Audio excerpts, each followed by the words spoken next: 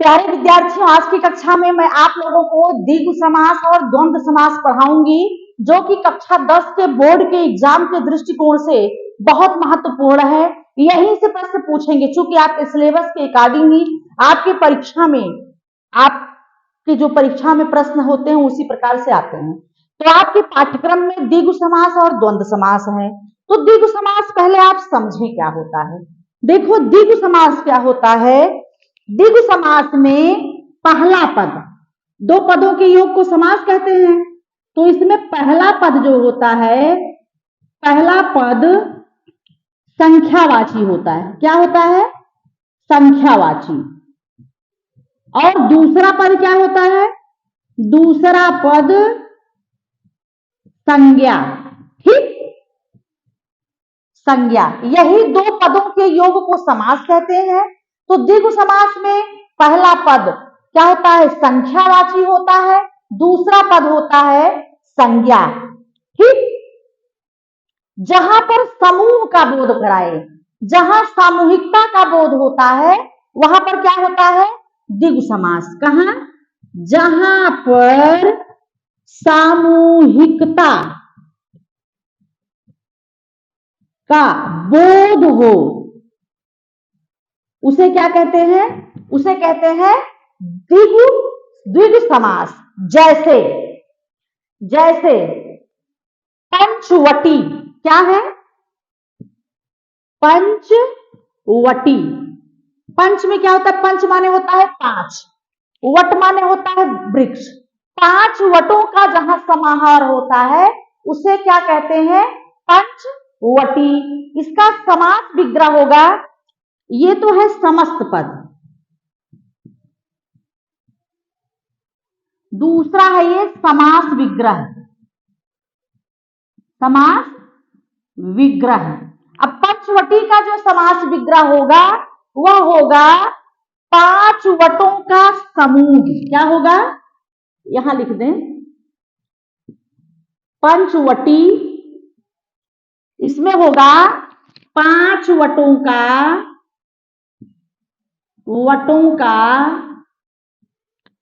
समूह। यहां पांच क्या है? ये संख्यावाची है। पंच यहां संस्कृत में है, पंच संख्यावाची है। जैसे चौराहा। चौ से जान रहे, संख्यावाची है चौराहा। चौराहा किसे कहते हैं? चार राहों का समाहार। क्या होगा इसका समास विग्रह? चार राहों का समाहार, चौराहा हो गया। जैसे पंचवटी है, चौराहा है, त्रिफला है। त्रिफला, त्रिफला का होगा तीन फलों का समाहार। क्या होगा? तीन फलों का समाहार। क्या हो गया? त्रिफला में तीन फलों का समाहार। तो पंचवटी होगा, चौराहा होगा, सब में पहला पद संख्यावाची दिखलाई पड़ रहा है। जब पूछ ले कि पंचवटी में कौन सा समास है, तो पहला पद जहां पर संख्यावाची होगा वहां पर तुरंत क्या हो जाएगा? सामूहिकता का बोध होता है, वहां तुरंत द्विगु समास हो जाएगा। जैसे सप्तऋषि, सप्तर्षि, सप्तर्षि, सप्तर्षि, सात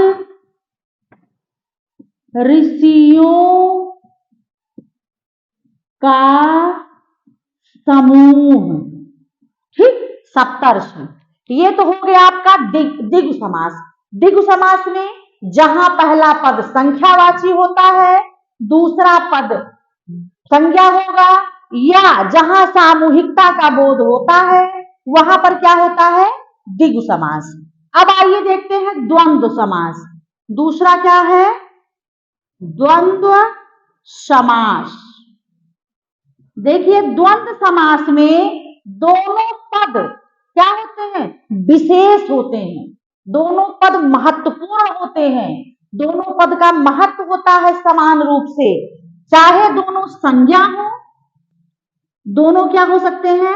दोनों संज्ञा हो सकते हैं और दोनों विशेषण हो सकते हैं।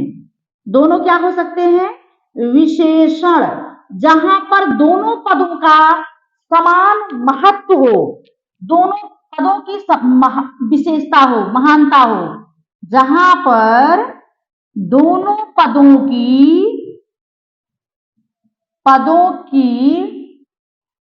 विशेषता हो या दोनों पद समान रूप से महत्वपूर्ण हो, वहां क्या होगा?